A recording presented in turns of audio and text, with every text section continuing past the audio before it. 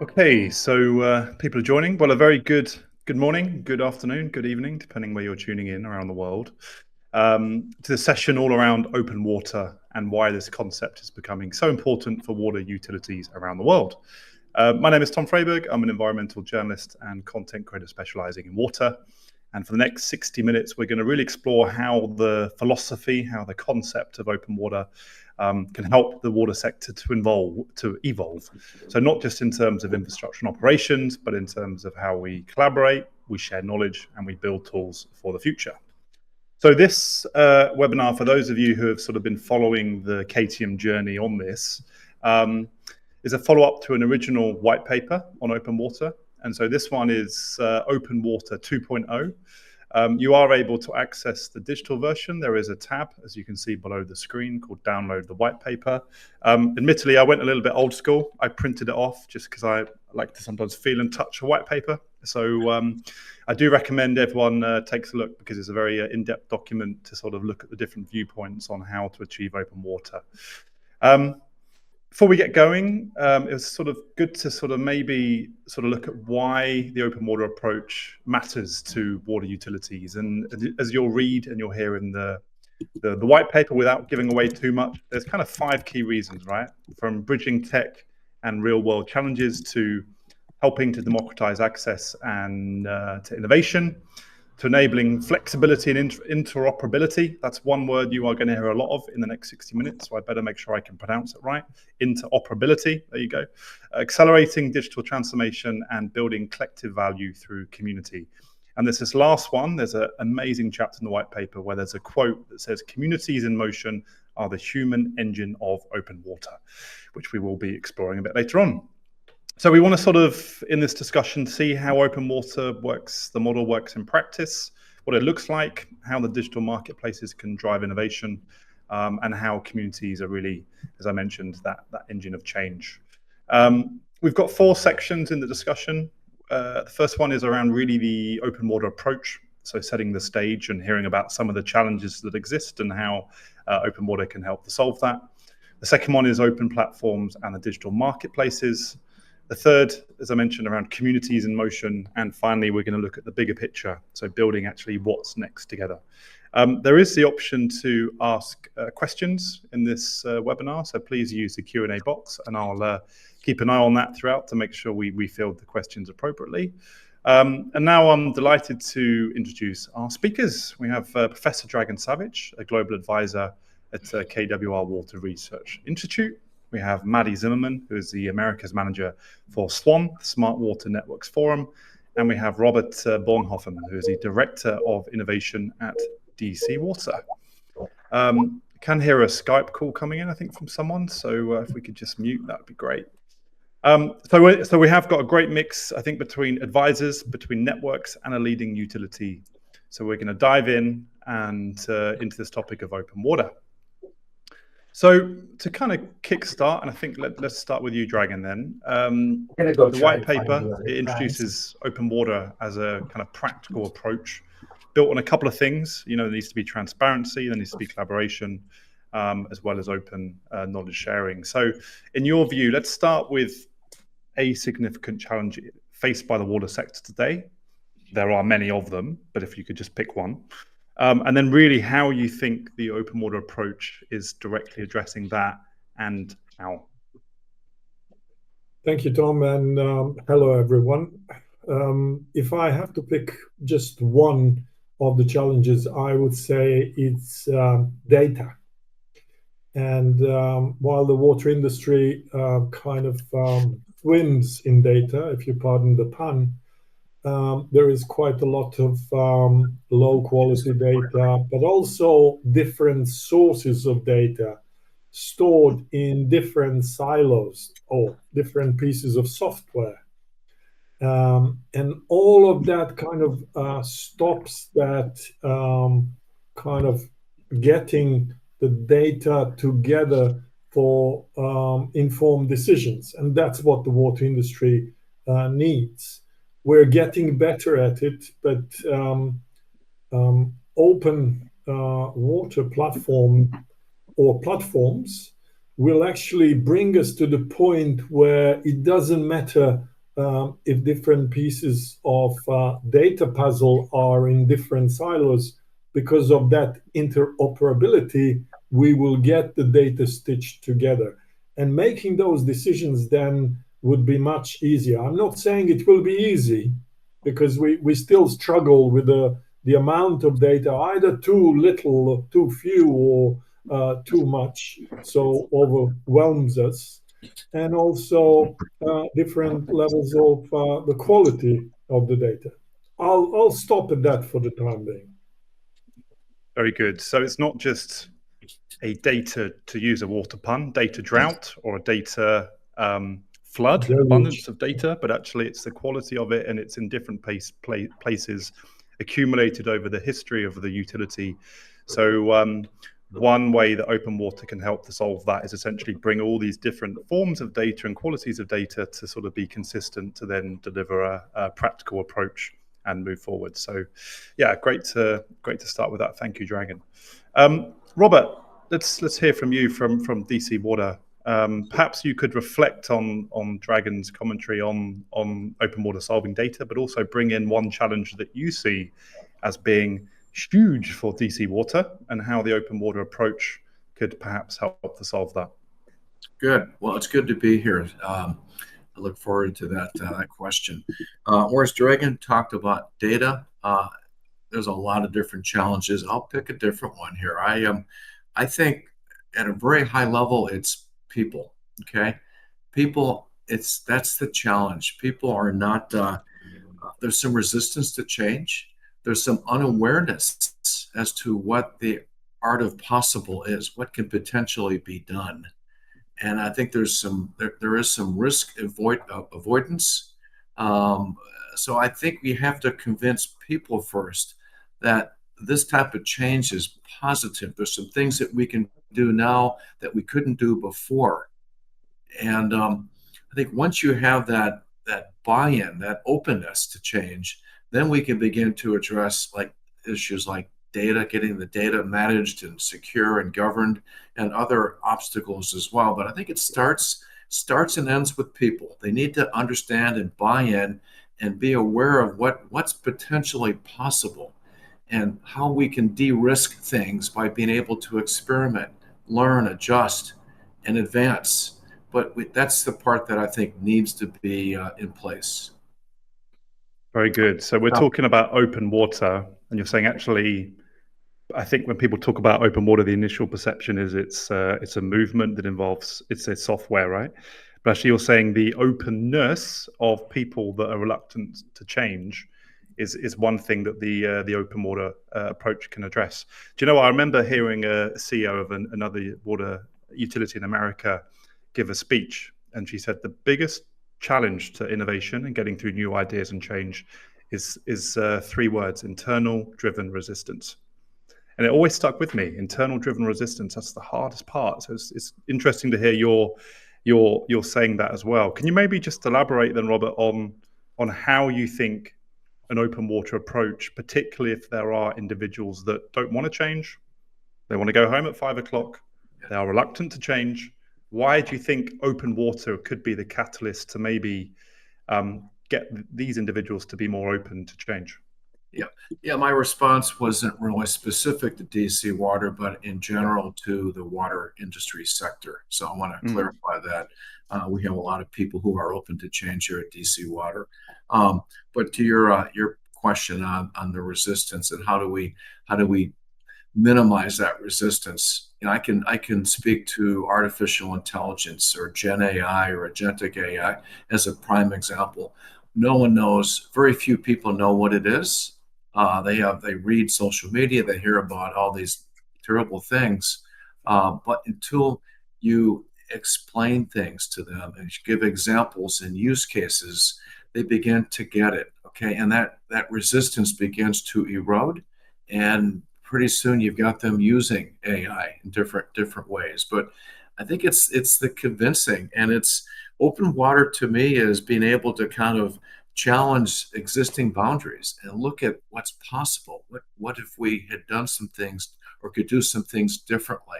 And again, that's awareness. And I think AI is a great example because that's come out of nowhere the last 2 or 3 years. And it's a great point to be able to talk about that internal resistance and how do we get the buy-in. Okay. I like it. So using is believing, right? If there are some kind of critics and doubters, actually getting them to, on the case of AI, to actually use it, seeing is believing, and the same with an open data approach. So yeah, nice start, Robert. So we've got the overcoming the data challenge, and then sort of overcoming internal driven resistance. So more the kind of the people, perhaps not specifically in DC water, but just as a whole with water. And then Maddy, let's bring in your perspective on this in terms of where you see a major challenge in water and how you think the open water approach can help to solve that. Yeah, in a lot of conversations that we've been having, it's all about getting started. I think in terms of digital transformation, the why of it is pretty well established, but the how is often lost. Oftentimes when we hear case studies or conference presentations, it's like we had this problem, we implemented that solution, and now we have this program that solved these problems and we're full steam ahead. But oftentimes that like mess in the middle and the detours and the pivots get lost, but that's where the real learning happens. And so we were like learning about how people got approval from their stakeholders or their management. How did you decide the solution was best for your utility? How do you engage your champions, your skeptics?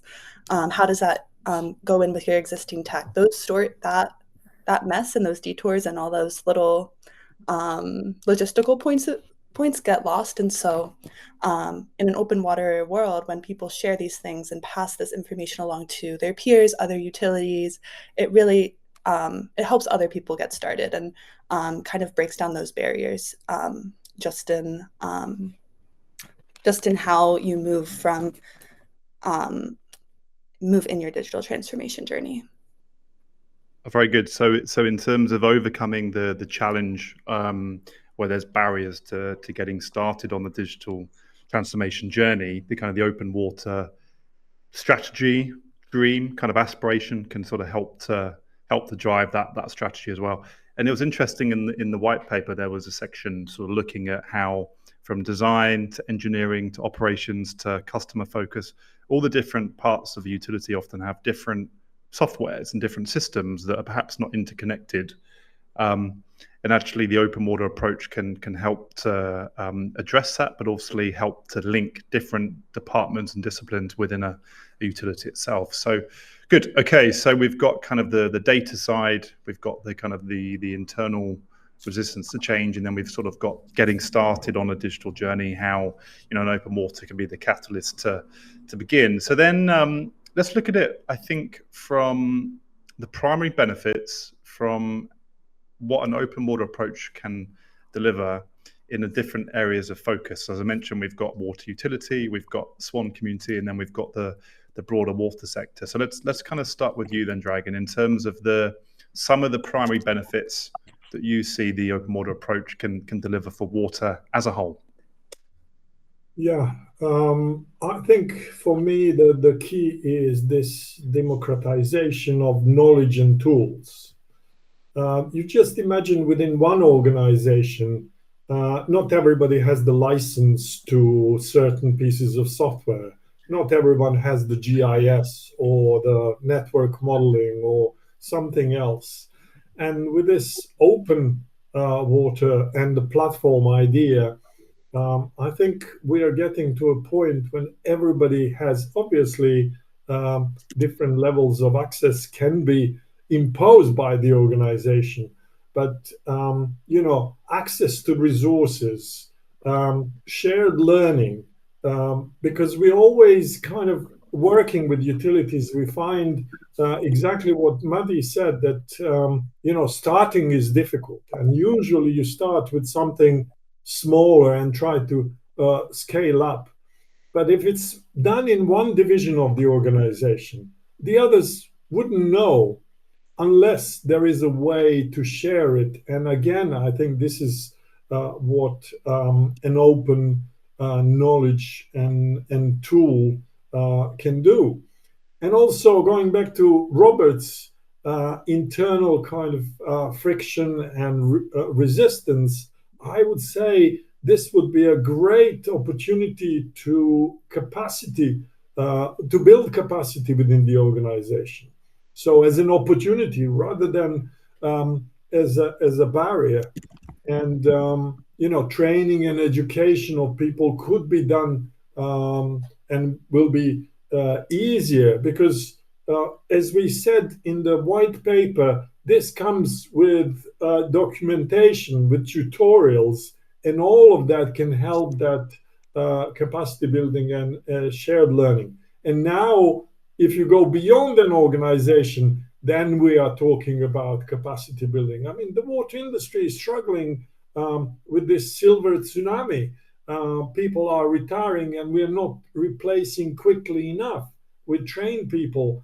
And again, this will help support that, not just capacity building, but also bringing new people to the organization. And the steep learning curve will be much easier to ride with a tool like that.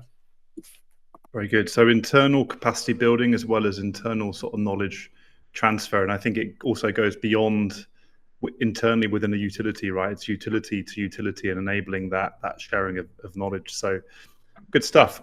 Maddy, perhaps let's bring you in after Dragan then in terms of some of the primary benefits from the SWAN community and particularly amongst US utilities. Can you talk through how, at a top level, some of the primary benefits that you see in terms of embracing the open water approach? Yeah, absolutely. And I just want to say I second everything Dragan just said. I think broadly within SWAN and US, like we all know the statistic, there are over 50,000 US utilities just in the US. So there's a lot of small systems and a lot of larger systems that can help mentor these smaller systems. And so when in this open water approach, when utilities are able to talk to each other and share their best practices with each other, it helps build everyone up. It helps ensure that digital divide gets smaller instead of larger. And then even, I think also internally, when you have that open water approach and different departments can speak to each other and you break down those silos, then it helps that the data, the technology, the information, it helps it move around the utility. And we were working on a project, and it was Halifax Water. They have they call their org chart the big ugly diagram, because everyone's interconnected, and it's can be challenging to see how the information is flowing. And so we actually took that to see how information moves throughout the utility. And you're bringing, you have all of this information is coming from all these different departments in order to make best decisions in your operations. And so in this open water approach, when your tech can talk to each other, you've broken down your silos both internally and externally with other utilities. You really can better manage your water and make and at the end help your customers.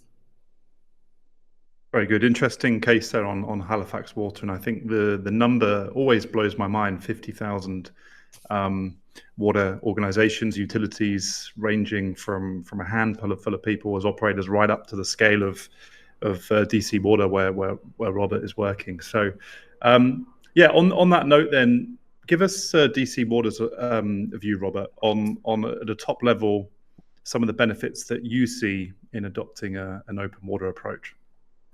I love going third. I couldn't agree more with Dragan, couldn't agree more with Maddy. Good points. I think that question reminds me of one of my favorite books on innovation. It's the Blue Ocean Strategy by W. Chen Kim and Renee Moborn. And they make a distinction between the blue ocean and the red ocean.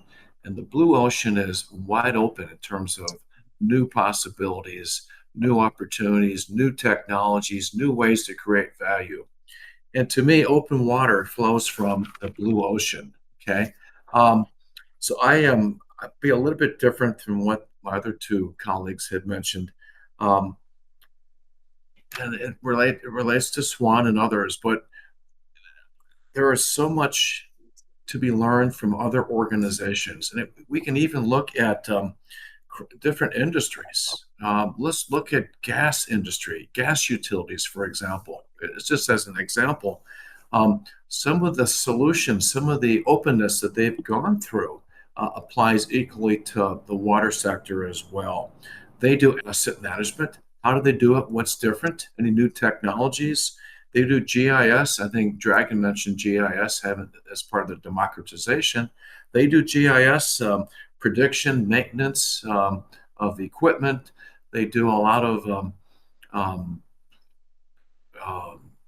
prediction models, AI-driven algorithms, but the learning part is looking beyond the confines of our respective organizations, engaging with associations, colleagues in other utilities, conferences, learning and bringing back into the organization fresh ideas that are consistent with this open water approach that we can act upon. The point here is we need to look beyond our boundaries and look at the whole industry and looking at what's emerging and the trends that are behind that as well. So that's my my third responder. That's kind of like one of the primary benefits, being able to leverage industries, okay, and associations, and to be able to collaborate in a big way, big bold way, to be able to bring back some opportunities. Very good. Thanks, Robert. I'll also make sure I check out that book recommendation on the blue ocean strategy. Yeah, and I think when people talk about kind of learning from other industries within water, we often talk about other utility-based sectors like energy, right, and power. But I was at an event last week where they had disciplines from road, from rail, from bridges, from construction.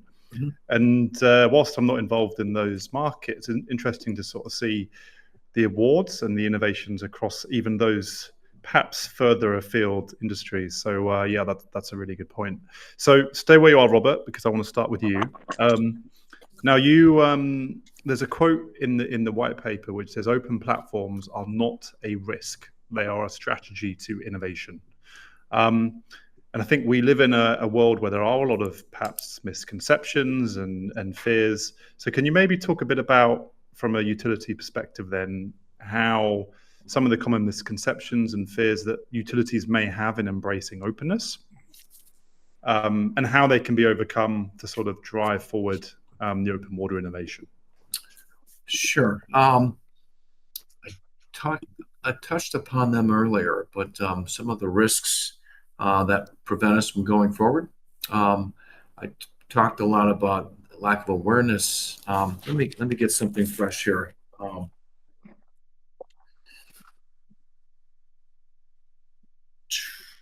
Fear of the unknown, fear of risk. These are some of the elements holding us back. That quote, though, that you mentioned, Tom, the open approach, open waters approach is a pathway to fresh thinking, fresh ideas, new ideas that are emerging. And I mentioned before, artificial intelligence is just one example. There's a lot of new developments. Technology is advancing very, very quickly, and we've got to stay on top of what's happening. We got, to Maddy's point, we need to learn how to start. To Dragan's point, we have to start crawling before we can start to walk and run, metaphorically speaking. But we need to kind of look at that as a pathway. Cadium, for example, I just learned this. I was at a conference last month in London, learned about their digital twin platform and how others can connect to that with their live data, sensor data, and be able to get something that they can't do on their own right now. So they're looking at the bigger picture, looking at what's possible out there to connect to and be able to experiment, okay? And not to experiment, to de-risk. Experimentation is about de-risking, okay? Incremental, agile type development, minimum viable products. It's about de-risking and spending a little bit of time, a little bit of money to validate what's possible, what's not possible, to pivot where necessary, but to be able to continue and push forward.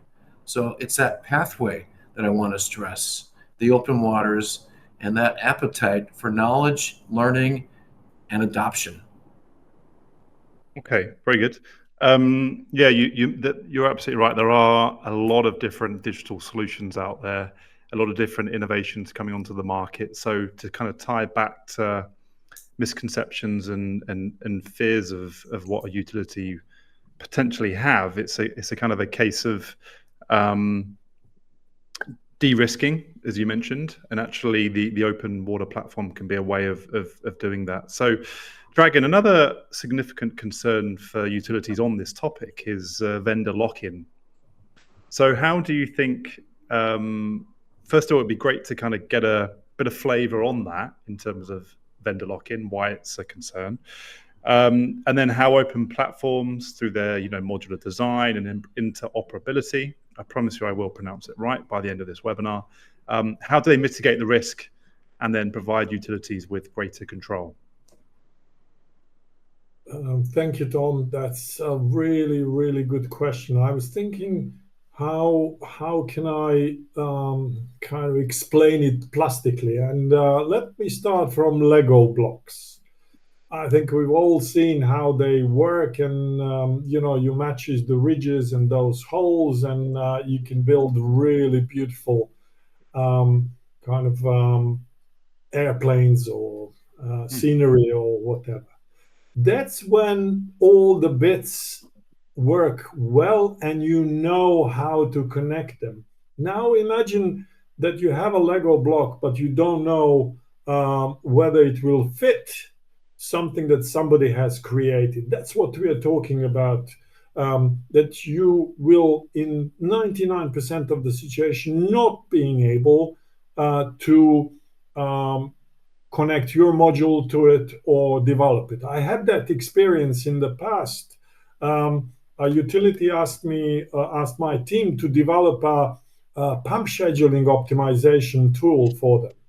And we've created the models, we created the software. When it came to implementation, we had to go to the SCADA provider who provided it to the utility because they were the only ones who could integrate it with the existing system, because we needed the demand, the state of the pumps and everything else to be feeding into our model. So that's where lock-in comes in. When somebody produces a software that you cannot add on, it's not modular. It may be modular for them only, so others cannot build on it. And there is no transparency. There is no accelerated innovation because you only depend on one type of vendor, no matter how inventive they are or novel in terms of approaches. So in this case, I think it's very important that the doors are open to others to come in, test, plug in their own inventions, test it, and demonstrate the validity of those. Very good. Well, you know me very well, Dragan. I do love a Lego analogy. In fact, there is some Lego sets in this office. I won't hold them up because it will give away my Star Wars sets. But I think in terms of the Lego analogy, the old approach, the silo approach, is you've got multiple sets of Lego or digital tools that do not interconnect. The open water approach is when you've got a Lego set that can be improved over time, grown over time, but it's like in a modular approach and it all kind of links together as opposed to having these separate sets. So yeah, I think vendor lock-in is different modules come in different colors, and you can imagine different colors, but they fit together. Exactly. So vendor lock-in is I think a historic challenge for water, but also as perhaps digital solutions have come onto the market very quickly, and in the last decade there's been an increase of digital transformation and digitalization from utilities. It's kind of par for the course because different solutions have come in and been adopted. So it's an interesting way how the open water is trying to kind of flip the approach as well. Good stuff. Okay, so Maddy, one of the chapters in the white paper is around digital marketplaces. And this is sort of a relatively new territory, you could say, for the water sector, helping to find, share, purchase tools. Can you maybe reflect then on what you think are the biggest hurdles to widespread adoption of such technological approaches, marketplaces, open platforms in the water sector? And then what sort of guidance would SWAN give in terms of strategies to sort of address them?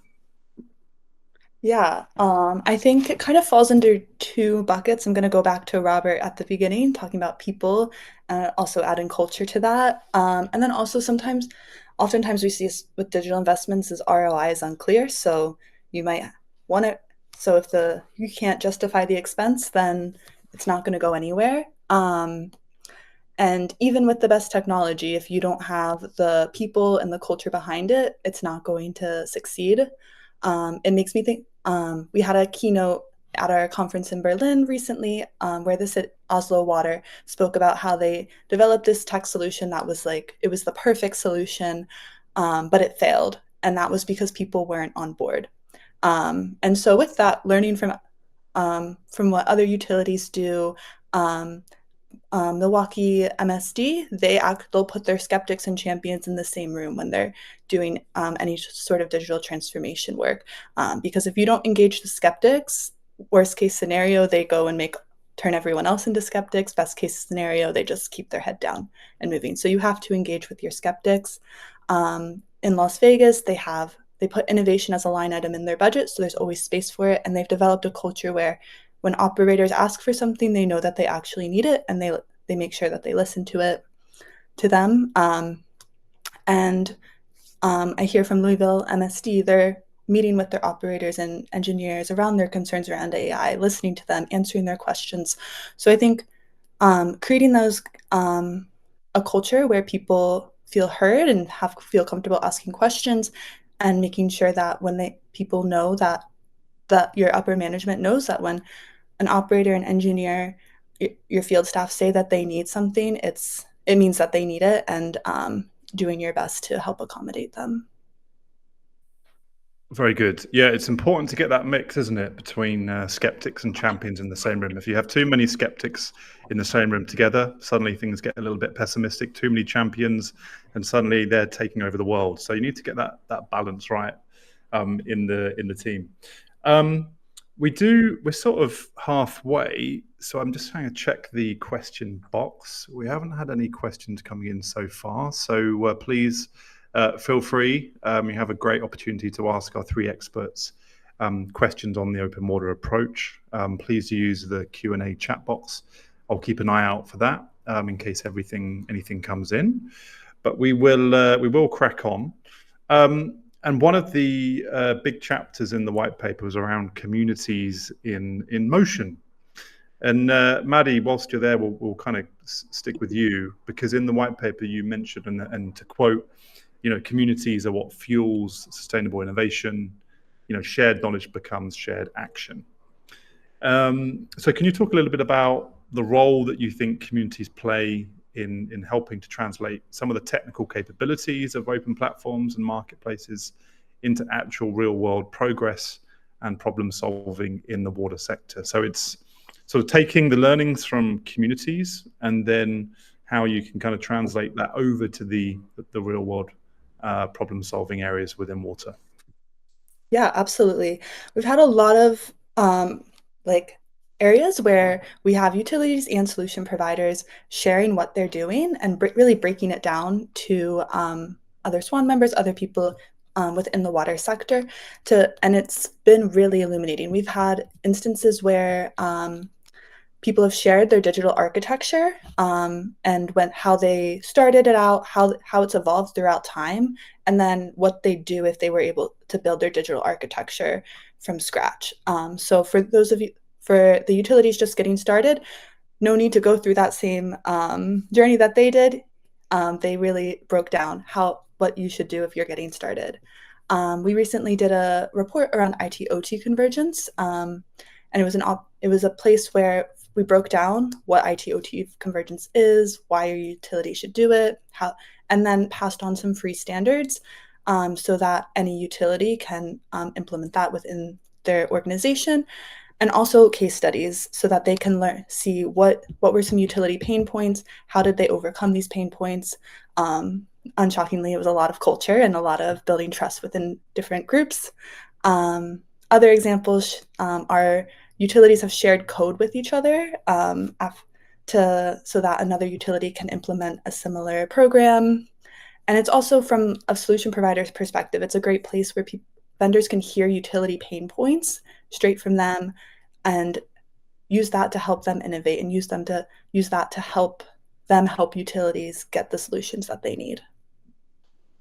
Well, I think that last point is really important, right, for vendors. So they're hearing from the, to use a phrase, the horse's mouth, the actual pain points that exist. So they're then developing and recalibrating their solutions to solve those real world problems, right, as opposed to going off developing, raising VC capital, and then knocking at the door of utilities, kind of hoping that they've got an answer to their problems. So I think that co-creation, co-collaboration is really important, and interesting how the ecosystem that you talk about and building is that mix, that unique mix between the vendors on the private side and then often public service providers and utilities as well. So on that topic then of participation in communities, collaborative forums, Robert, maybe you can talk through kind of how DC Water or other utilities you've worked with have sort of benefited from participation in those type of communities or similar sort of collaborative forums. Thank you. That's a great question. We DC Water and many other utilities, we take an open innovation approach. We're open to the industry. We're open to our business partners. We work with the communities. You mentioned SWAN. There's several others that we work with, that I work with. Part of my job responsibility, Tom, is scouting. Okay, I leverage these conferences, these relationships, to be able to understand what's new, what's being done. For example, Maddy mentioned Milwaukee MSD or Oslo. What's the results? What are the lessons learned? But that is a very valuable part of what I do for DC Water, is the scouting, the learning, and then bringing things back, bringing ideas and technologies back into the organization, that open innovation model. I've gone to conferences. I've seen some amazing new developments, and I'm not just in the U.S., but in Europe as well. In fact, I find some really interesting things coming out of Europe that I brought back to DC Water before. So it's so fluid. Excuse the pun, but it's back and forth, and I think that is really a key part of what we do here. We also get involved, DC Water and other utilities, on studies. The Water Research Foundation sponsors several studies. There's 3 or 4 studies underway right now on artificial intelligence, one of which I'm very involved with, which is how utilities can adopt AI. There's others on framework models, on staffing strategies, but there's a lot to be learned in these studies that are available to members as well. Same thing with Maddy and SWAN, the studies that they sponsor and share. Very, very valuable sources of information. Again, it's an open innovation model. We cannot put our heads in the sand and expect to innovate. We need to be looking around us, and so that's a key part of a very valuable part of what we do at DC Water. Is we get involved within these communities, multiple. I can't hear you. Tom, you're muted. Tom. There we go. I was just testing you, Robert. Yeah, so scouting for innovations, Sure. Not just domestically, but internationally as well, in Europe and further afield, and sort of looking at how others are adopting those innovations. We've got a couple of questions come in, so let's just take the first one from Ramiz Bigzali. Thank you for the insightful discussion. I noticed that government-operated water utilities are generally more open and transparent with their data and operations. However, private utilities often face different commercial pressures. From your perspective, what would motivate or incentivize private water utilities to embrace the same level of openness? What mechanisms or value propositions could make transparency economically and strategically viable for them? So Ramiz, thank you for the question. So yeah, who wants to take a stab at that one? Maybe, Dragan, any thoughts on that? in terms of, one, firstly, I think that's an interesting point that you mentioned about government-operated water utilities are generally more open and transparent with their data and operations. You would kind of think it would be the other way around, right? But yeah, good comment and question. It is a brilliant question, and two things come to my mind: transparency and trust. You know, water utilities are implicitly trusted by the population. We drink the water that they produce. They take away used water. So we believe in that concept, in that model. When that trust is lost, it's very difficult to get it back. Takes a long time. And example is Flint in Michigan. Even when they switched back to the old sources, when they removed all the lead pipes, people still drink bottled water. So losing that trust, and I think that's one of the key issues here. But by providing open data and models, we are, or utilities could get to the point when they can actually public participation in that. Again, another example, surfers against sewage. They're kind of confrontational. Now I've got the word, interoperability. Instead of engaging them through open data to finding out where the pinch points are and what the utility is doing to kind of overcome the problem, that's what people are interested. That's what brings that trust, and that's the transparency that we could get to. So why the difference between government-owned and the private ones? I guess it's the shareholders, but on the other hand, we're all serving, or they're all serving a population. Increased transparency will bring increased trust. Very good. I like that. Increased transparency will bring increased trust. I remember interviewing a utility in Latin America around water reuse, and it came back to the same thing, that if the utility has the public on side and there's trust, then sort of naturally having the conversation about water reuse and reclamation would become far easier than if there was no trust there, or trust had been eradicated from, say, a poorer performing utility elsewhere. So yeah, interesting to see how perhaps the open water platform and philosophy can help to improve upon trust levels. Before we move on, Robert, any kind of commentary from you just on that question? From public to private. So a little theory and a little bit of fact here. The fact is that DC Water, we're not part of the government. We're an independent authority. We're a nonprofit. We have a monopoly, right? There's no competition.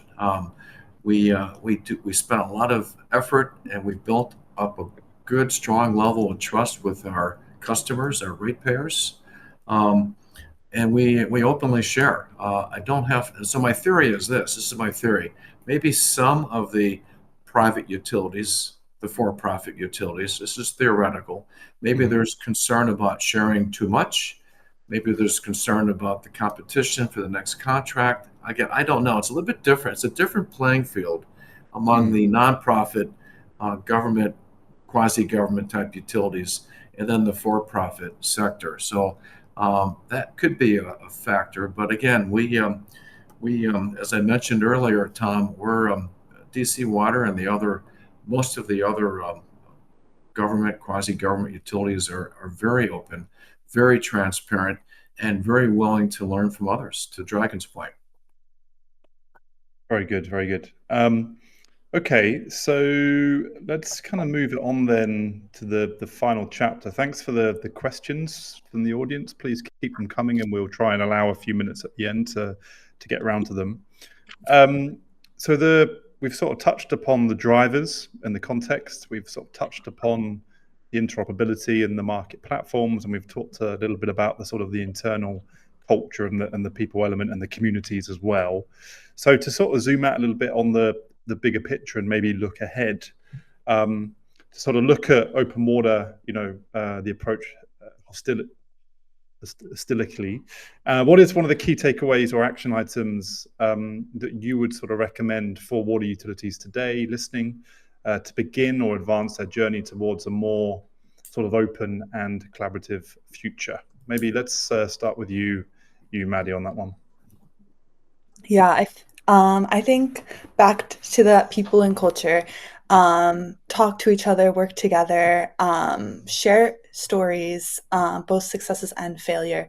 I think at SWAN we talk a lot about people, processes, and technology. And the technology is great. We've got a lot of innovative companies out there that are doing really great things for the water sector. But I think at the end of the day, it's the people that move open water and digital transformation forward. So I'd say internally, connect the teams, bridge those silos. I know at some of our utilities, they've hired new roles that help connect. At Halifax Water, they have a data concierge that helps connect data throughout the organization. And just like, because decisions that are made in silos can create outcomes that affect the whole org. So as we remove those silos and connect people, that's going to really positively affect the utility. And then externally, I would say not every solution is right for every utility, but when utilities can share what's working for them, what's not working for them, it helps all utilities make more informed decisions and, again, better outcomes. So it's all about the people and keep collaborating.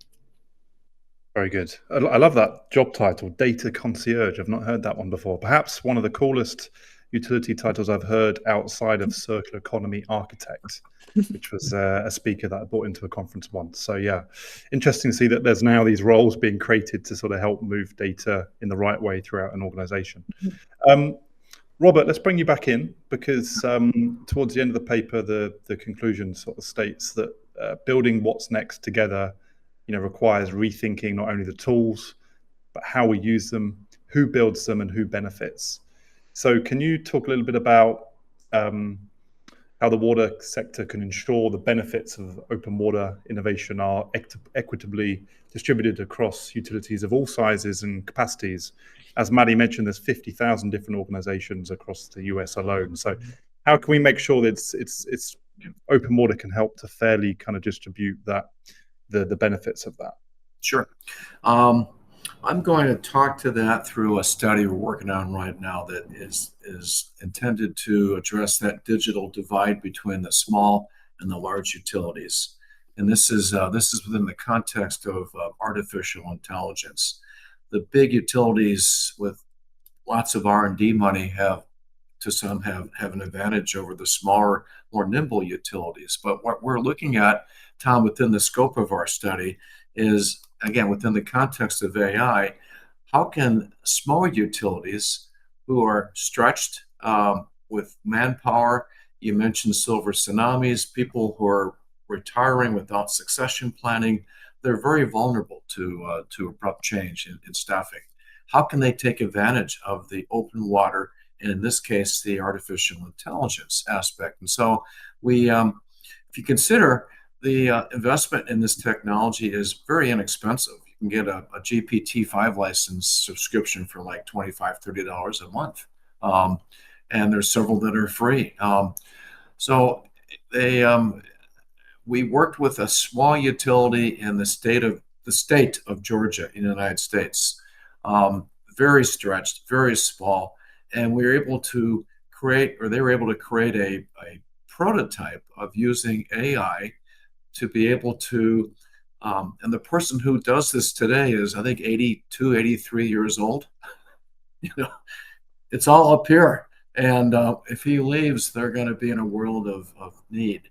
And so we're able to capture his knowledge within a context of a large language model and prompts and the data we have in that model to be able to help optimize the chlorine treatment in water. We're using the tool now to be able to, again, there's a human in the loop, okay? There are some hallucinations sometimes, but they are able to do this far more efficiently when this person leaves than him living without this type of technology in place. And so it's a huge opportunity here, this open water for smaller utilities to jump on that bandwagon of change, of investing in new ways, because the cost of doing nothing, the cost of procrastinating and just hanging on to the old ways is going to be more expensive than the managed risk of actually implementing change and doing things differently, more efficiently, and more capably. And so I think it's a real opportunity for small and medium-sized utilities to do what the big boys are doing, adopt this technology. It isn't that hard. The data is important, but it's something that they can readily experience some of the same benefits that the larger utilities can. Very good. So it can almost help to level the playing field in terms of access to knowledge and tools. Even if you're a kind of a micro-sized utility, you've still got access to, you mentioned some of the AI tools, the same as though the bigger utilities as well. So yeah, I like the commentary at the end. Almost, the cost of inaction can be far greater than the cost of action sometimes. So good stuff. Dragan, let's come back to you then. We've looked a little bit at that report about AI. So for technology providers and developers looking to contribute to the open water ecosystem, what would be your kind of piece of advice to offer to ensure that their contributions, their solutions really align with the sector's needs? Well, all what we talked about today is about evidence-based decision making. And, Robert's example was, that 80-few-year-old person is making those decisions based on his expertise and the data that he's have access to. The platform allows us to have robust data and modeling for making those decisions more informed. What it also does is you can use the same model back in the DC area. So we're talking about standardization. We're talking about across utility to use harmonized approaches. And in Europe, in UK, and 10 in the Netherlands, they have to report to somebody in data sets or types of data sets. Then that report kind of being done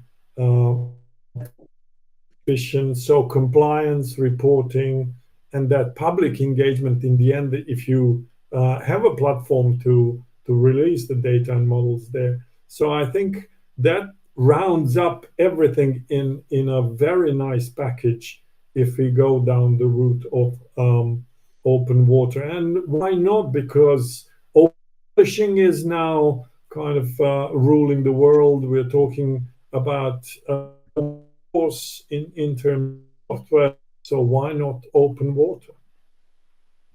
Very good. So additional drivers then are sort of from the compliance and reporting side to get, and this links back to what you're saying at the very start about having data in lots of different places, and by unifying it together, it can help to simplify the reporting and compliance side. Good stuff. So Maddy, to sort of take a step back from SWAN's perspective and look at all these different utilities, all these different cases and all these different approaches and perhaps stages of maturity when it comes to adopting the open water approach. What do you see as the most exciting prospect within the water sector within the next 3 to 5 years when it comes to sort of open water?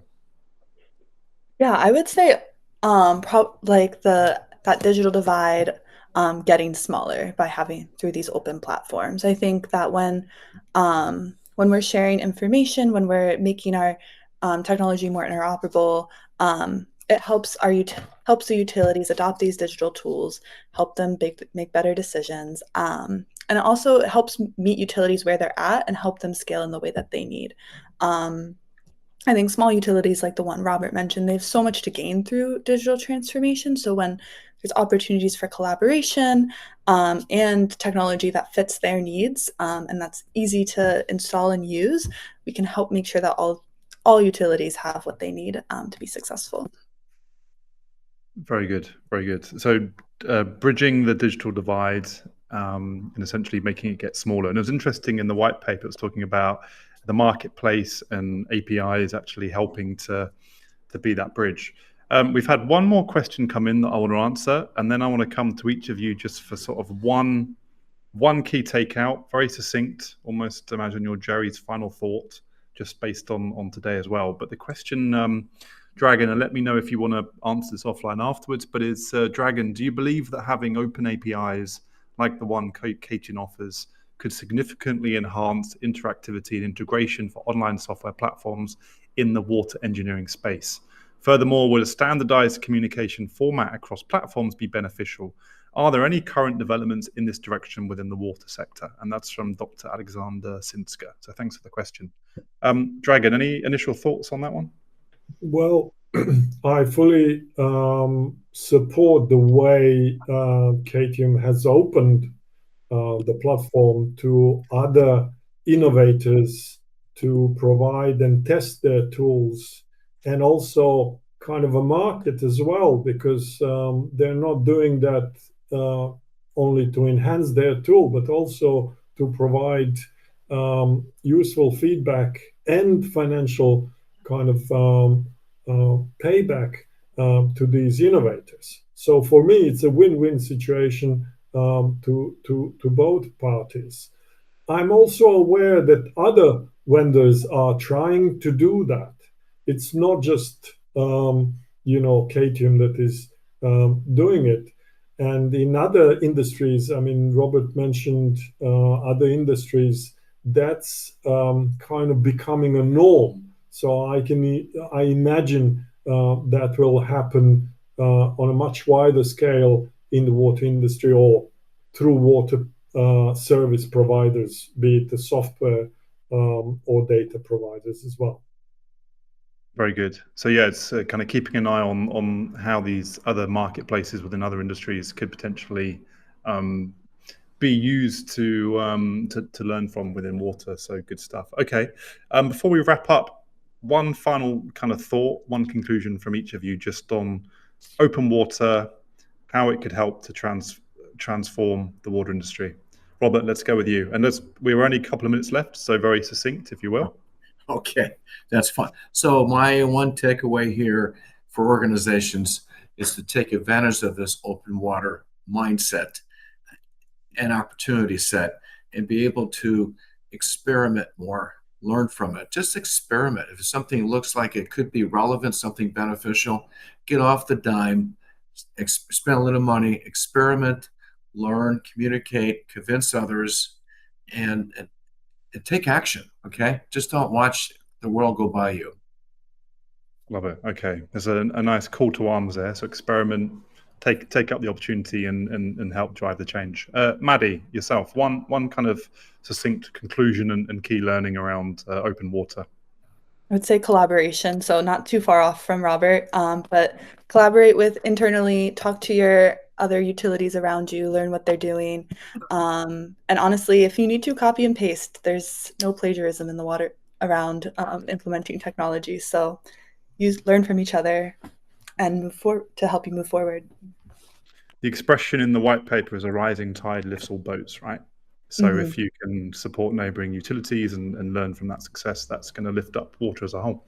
Good stuff. Dragan, kind of concluding kind of key learning from yourself around open water. Well, just following on from what Robert and Maddy said, I think I would just say accelerated innovation, because this will allow non kind of usual parties to come with some innovation that you wouldn't expect, and that will increase the responsiveness and innovation levels in the water industry, which we desperately need. Very good. So accelerating innovation. Great stuff. Well, thanks very much to our panel, Dragan, Maddy, and Robert, the time and expertise. Super interesting to sort of start, I think, from the major challenges around sort of this inertia against change around having too much data around. Also, some of the wider factors quoted in the white paper. As a quick reminder, you can download the white paper, the Open Water 2.0, following the link on this platform. And I think also make sure the discussion keeps going, right? I mean, we've had a couple of webinars and there's been a couple of white papers from Katie kind of leading the charge on this. But I think there's been some great LinkedIn posts and discussions. So please, to those listening and watching on demand, make sure you chime in to really keep the discussions going. I'm sure at future SWAN events, Maddy, this topic will come up again around the open water concept. So yeah, let's keep the discussion going. Please make sure you download the white paper. A big thanks to our three speakers, Dragan, Maddy, and Robert. And with that note, I'll close things out. So thank you for tuning in. Thank you. Thank you. Thank you, guys.